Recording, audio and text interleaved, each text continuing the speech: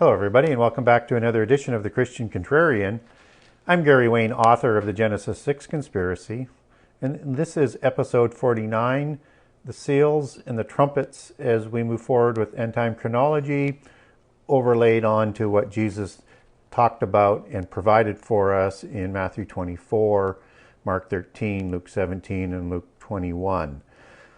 And in episode 48, we talked about the seven churches, and I wanted to talk separately about the seven churches, kind of away from the timing as we start to move into the last 7 years and the birth pangs and all of the signs that Jesus was talking about, just to sort of talk about that as a separate entity.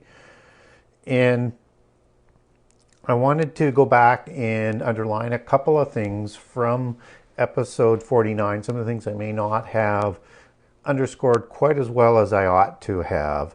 So when we look at the seven churches, we know that they were in existence at that time, afterwards, and will be also into the end time until the church is removed from this world. And you still have after that those who are not taken in rapture, who are still alive, and who are not taking the mark of the beast, and who will be killed and or survive into the millennium afterwards. But those who are killed will be resurrected at the beginning of the millennium. So the church age is always there after Jesus leaves and builds his church, beginning with Peter and the disciples. And this is a concept that is timeless. So it's all three in terms of how the chronology works, but they're also represented in terms of that timeless sort of aspect that they're always meant to be. And that through free choice, things are playing out. And so we see the seven lamps or the seven candlesticks that are recorded in Revelation 1:12 to 13, 2:1 and 4:5, first represented at the creation of Israel, before the church is even thought of, before they reject their Messiah. And in Exodus 25:37, we get the seven candlesticks, which are also the seven stars, which are the angels of the seven churches. And that comes to fulfillment as we learn about that in chapters 1 through 5 on the seven churches. And these seven candlesticks are represented in Zechariah 4, verse 2. And those are the same candlesticks for the seven angels and the seven churches that are represented around the throne of God even then, because they always were going to be part of it. And what's also interesting is we also get the two olive trees standing beside the seven churches as well, which is going to come into play in the trumpets and the time of the seals, as in those appointed for the earth, the two witnesses. And so when we look at the seven churches,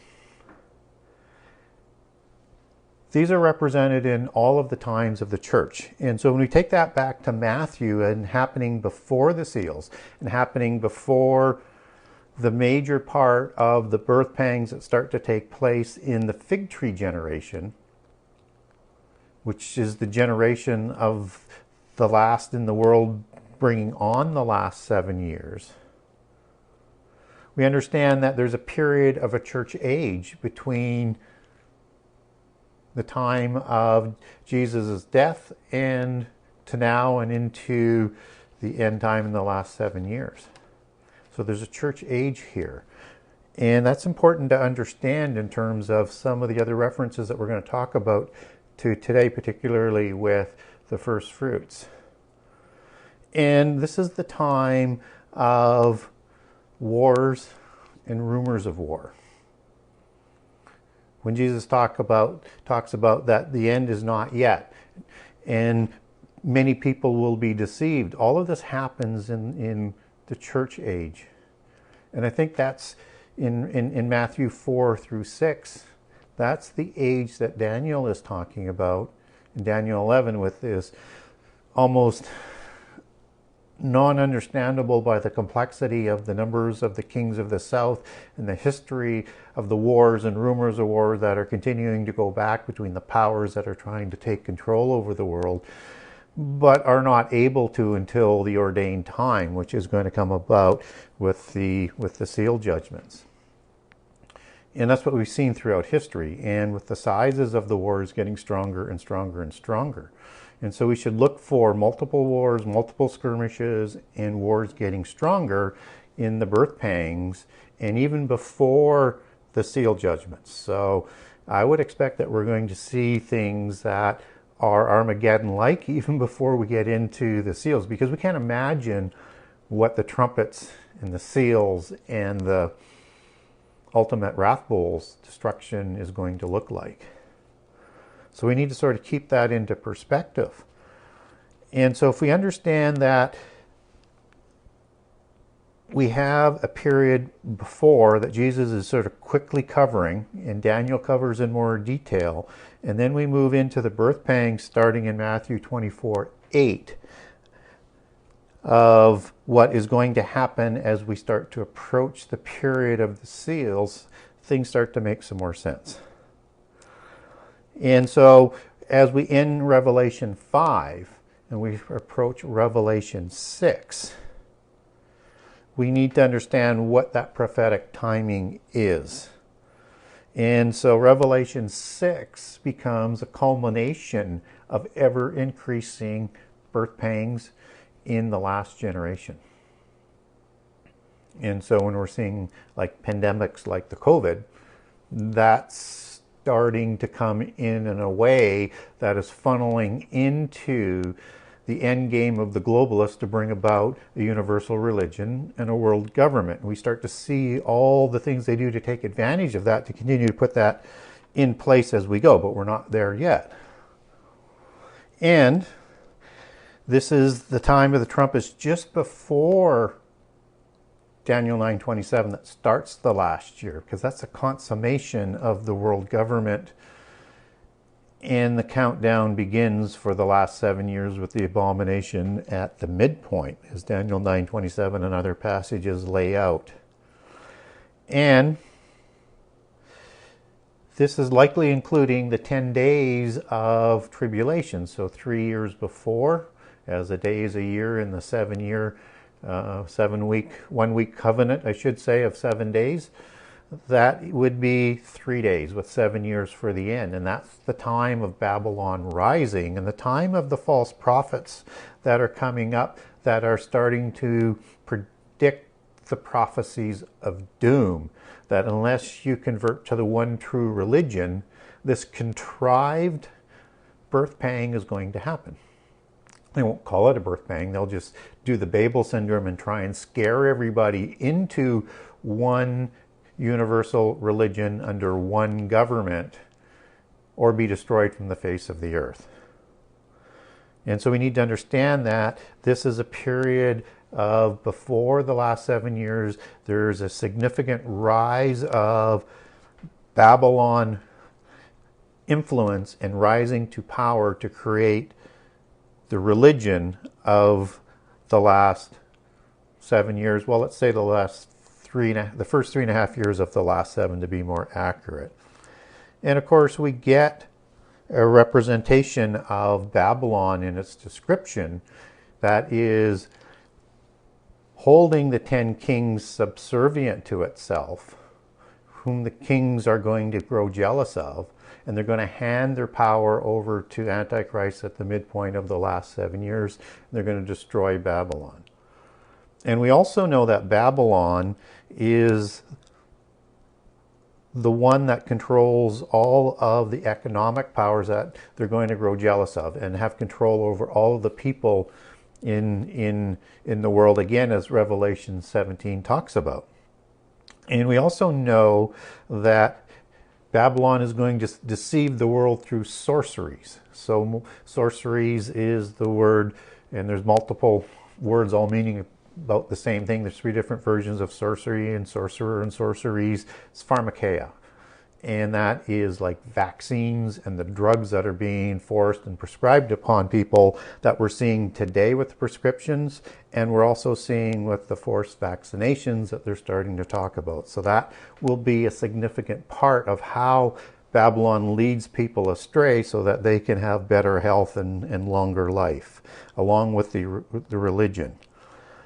And we also know that Babylon will have blood of the saints on her hands, as recorded in Revelation 18. And we're also going to be told about how to come out of Babylon. So it's important to understand the timing of Babylon rising and what Jesus is talking about after the birth pangs of Matthew 24:8 that are contrived, because false prophets need false catastrophes. So expect it to be human-created disasters. And it is before Zechariah 6 where the chariots and the four spirits of the world, the angels of prophecy and empires are released, just as the horses of Revelation 6, which are the seven, which are the baffling winds or spirits that ride the horses, autos, as it goes back to the baffling wind, are the same riders as recorded in Zechariah 6 that go about to bring about this new world order, a new world religion from that rising Babylon, talked about in Revelation 2:10 for that first 3 years of the 10. And that will be the time of conquest to bring about Babylon coming to the top and then sponsoring Antichrist to negotiate the contract. And so as we move through the time of Daniel 9:27 in the first 3.5 years, we have the time of a reigning universal religion which has a 10-king worldwide government that is answering to it.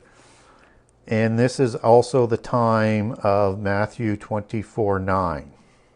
So as we move out of the birth pangs, we're moving into Matthew 24:9, and that is the time of affliction. So Babylon comes to power. Now it's really going to start the tribulation and really heat the tribulation up to a level that we thought was there before, or what we're seeing today against the church, we've seen nothing yet until we've seen what Babylon does.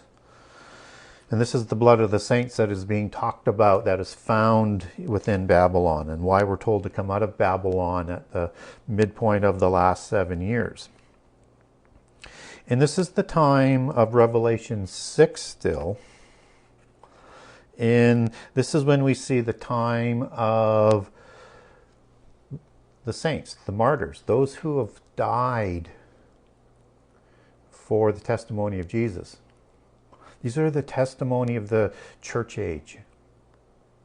And now we're going into the last 7 years. So you could mark the fifth seal, I think, in Revelation 6:9 as the start of the last 7 years. So just after, although I'm open to the seals being opened a little bit before, obviously with what's going on, but from the start of the last 7 years, this seems to be when it's going to take place, because they're told to wait a little longer for those who are killed like they are, who they have been killed, are to be killed in the great tribulation of the saints, not in the wrath of God, but the tribulation of the saints. Not the tribulation of the world that happens after the abomination that we'll talk about in a few minutes, but the tribulation of the saints. And so I think this is the first 3.5 years of tribulation of the last 7. That's included amongst the 10 in Revelation 2:10. And the age of Babylon is 3.5 years, because we know after Antichrist comes to power, he's going to be handed power by the 10 kings to overthrow Babylon, and does so, and that's shown in Revelation 17. And we also know that the midpoint when Antichrist comes to power is the abomination, and that's 3.5 years, and we get that from Daniel 9:27 and Daniel 11 and elsewhere. And we also know that Christians are going to be afflicted and killed in 24:9, Matthew 24:9. And that word affliction is thiples, which is tribulation, which is used for tribulation elsewhere. So in my opinion, the translators should have used the word tribulation there. It would have taken a lot of confusion out of things. And these are the ones that are also going to die for the sake of Jesus. And that's why we have the testimony. And in Mark and Luke, we've got the Holy Spirit still here that is helping us to testify before the world and rulers for the word of Jesus and the great Holocaust or genocide that comes with that. And when we look at Matthew 24:11, this is the time of Babylon's false prophets. And so they'll be prophesying other things all throughout Babylon's rule and reign. And Revelation 7:1 begins after the 7 years start, or right at the start of the 7 years, and you have the 144,000. And they're going to be what appears to be martyrs as first fruits, as are recorded in Revelation 14, 1 through 5. So it looks to be at the same timing, and I'm going to sort of double tap that as we get a little bit further on in the show into the timing, but that's 3.5 years of preaching the gospel to the world and awakening lost Israel in preparation for second Exodus. And we also have the time of the two witnesses, the two olive branches, the two witnesses of Jesus that stand before Jesus, just as Jesus stands amongst the seven churches and the two olive sticks in the throne of God. And they're in Revelation 11, they're to preach for 3.5 years. So again, what we're seeing is a timing of a preaching of the gospel to the world, just as you have the angel preaching the gospel of the world that comes about in Revelation 14, which starts to give you the same timing as what the 144,000 are declared as first fruits and seen in heaven, so likely martyred. So this is the first 3.5 years, and then that starts to match up with the two witnesses that, as we talked about, will preach for 42 months. And if we look at the beginning of the seals, they have 25%, not the beginning, but the seal judgment with openings, they bring about a 25% destruction on the world. And so much so people are going to think it is the day of the Lord's wrath, and with a great earthquake that the leaders of the world are going to hide in underground caves or safety locations. And what's also interesting about the 25% is that might be applicable to a time frame in the last 7 years. So 25% of 7 is 1.75 years, which leaves 5.25 years left, which begins in Revelation 7:1, the opening of the trumpets. So you've got a maximum period of in this sort of scenario of 1.75 years, or maybe even a little bit less. I'm just using some of the math and looking for some of the consistencies. And then you have the trumpets, which are 33% destruction, and 33% of 5.25 is 1.75 again, and 3.5. So the midpoint ending around the midpoint of the last 7 years. So interesting sort of math that compares with the numbers that are being used in seemingly perfect consistency. And the trumpets are going to bring a level of destruction not imagined, and will bring about Antichrist with the amount of that destruction, not only from the wars, but from the pandemics, from the earthquakes, from the sun darkening. You name it, the birth pangs will be in full flying colors, and tragic catastrophes throughout perhaps 1.75 years that are leading up to the midpoint of the last 7 years, or just slightly past that point. And so with the sealed judgments being permitted to happen, again, these are all contrived, caused events that are going on by the leaders of the religion, and which is Babylon, and the 10 kings in the first 3.5 years. And so there's going to be tension, and I think there's going to be wars that are going to come out, that this 10 king nation empire is not going to quite hold together the way that they want it to hold together. And so in Revelation 9 we have the abyss opening, which is still in the trumpets. And we also have World War III, which is the Revelation 9 war. That's 200 million man people. 200 million people in an army.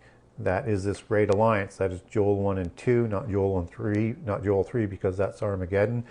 But also seemingly the Gog war in the last days, but before the second Exodus is talked about in Ezekiel 39. So it's in the last days, but before the Exodus and before the midpoint of the last 7 years. And this is the war that Antichrist will use to come to power on and take credit for winning the war, and will move his armies into Jerusalem and surround his armies that Luke 21, Luke 21 is talking about. And this is the time of the abomination. So right as a consequence of this great alliance being destroyed and Antichrist being in that area with his army, is going to come down to Jerusalem and set up the abomination at the midpoint. And that's Revelation 9. In Revelation 10 we have a great angel that is announcing the 7 thunders unto the world, but John isn't permitted to write it down because we're getting very close to the great tribulation of the world as opposed to the tribulation of the saints. And then Revelation 10, it comes with the 7th trumpet, and after the 7th trumpet will be the mystery of God will be finished, and that introduces the bowl judgments. So we're getting all of this timing that is happening in the trumpets that ends about the midpoint or shortly thereafter of the midpoint of the last 7 years. And we also have the abomination that takes place at the midpoint that we talked about for a timing marker. And we have that's in combination with that Revelation 13, but I'm going to come back to that in a second. I'm going to talk about the 2 witnesses that are killed after 3.5 years, which are at that midpoint in Revelation 11. So we're getting the pieces that are continuing together, and just before we get into the discussion about Antichrist. And then Revelation 12, you have a war in heaven. And that in that war, all the fallen angels and Satan are going to be cast down to the earth, and are going to be partnered up with Antichrist and the false prophet, and Babylon is going to be destroyed. And in Revelation 13, you have Antichrist, who receives the power from the dragon, which is Satan, and could possibly be interpreted as Apollyon as well as being a seraphim. Different rabbit hole that we're not going to go down today, but understand his power is going to come from the fallen angels that are coming down. And in Daniel 10, he uses this power to try and attack heaven. So that Daniel 8 verse 10, where he's actually going to pull some starry hosts down to the earth and oppress them, is at the midpoint and after the abomination. So just after. So we're in that age of that time of the 7th trumpet. And this is the time when we move past the abomination and the time of the mark of the beast. So the abomination happens, the image goes up, everybody has to take the mark of the beast, and Antichrist's rule is for 3.5 years, as Revelation 13 talks about. So Revelation 13 is still giving us the details of the rise and the completion of the first 3.5 years and his coming to power.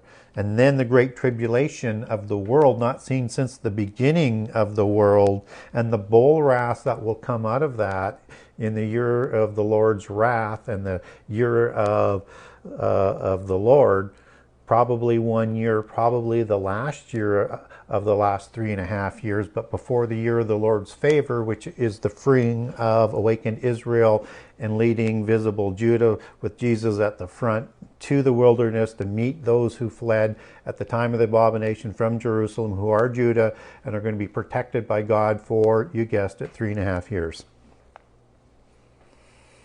And so this is the timing of when the great tribulation of the world is going to go on. This is when the bowl wrath will eventually come out, sometime just after the point of the last 7 years. That's when Jesus is going to ensure that we are saved from the wrath, because the wrath bowls are the wrath. It is the year of the Lord, or the year of the Lord's wrath, and they are poured out. So that's what we're going to be saved from. And when we look at Revelation 14, which happens just before Revelation 15, which is in preparation for Revelation 16 and the wrath bowls that leads to Armageddon, we get a completion of the details of the first 3.5 years. So we see the 144,000 who are in heaven after their 3.5 year preaching the gospel. And the angel has now just preached the last gospel to the whole world in Revelation 14 to complete what Jesus said, that before his coming, the gospel will be preached to the world. Yes, the churches have preached throughout the church age and even into the first 3.5 years, and there will be testimony even by those who do not take the mark in the last 3.5 years. But God wants to make sure that once this threshold has been crossed, once this time has been crossed in the last 3.5 years, that there is no excuse. So he has sent 144,000 to preach against the world order in Babylon in the first 3.5 years. He sends his 2 witnesses, who are witnesses to things that are key to who Jesus is, what happened to Jesus in the history of Israel, and probably in the antediluvian epoch. But we're not going to go into discussing as to who the 2 witnesses are today, because that's like a show on its own. So we may do that down the road. But Revelation 14 has the culmination of the 144,000. And then Revelation 14, 7 through 20, we get a summary of the last 3.5 years. So everything that's going to happen after Jesus takes his people who are still alive, takes those who have died in him, after the last of the first fruits, because there's an order. Christ, the first fruits, and then when he comes, those who are still asleep and who've died in Christ, and those who are still alive. So that has to be fulfilled, and the first fruits are the second in the order. And the first fruits finish with the 2 witnesses and the 144,000, and all of those seen in Revelation 7 throughout the tribulation of the saints. And then Jesus comes for those who had faith in God and Jesus but died from other causes, and those who are true Christians to God and Jesus will be raptured. And those who are not will still have a chance to earn their chance through fire. And that's going to be the wrath bowls, and there's no getting around it, and not taking the mark of the beast, and not worshiping Satan, and not worshiping Antichrist. And if you are killed in that, then you will earn your right to be in the millennium, and those who survive will go into the millennium and will be witnesses and will help repopulate for the millennium. And so we get that summary of everything that's going to happen, all the major events. And that closes the first 3.5 years. And if we just sort of let Revelation overlay onto what Jesus said, things start to make sense in the timing. And things start to make sense with all the other passages. So I'm hoping that brought a few things together from episode with the 7 churches that we did last 2 weeks ago. And hopefully when we do the next episode for the last 3.5 years in a couple of weeks, you'll see how things fit together even more. So until next time, may God bless you abundantly And if you have any questions or you want to get hold of me through my website, the Genesis6conspiracy.com. That's Genesis6conspiracy.com. And thank you and goodbye.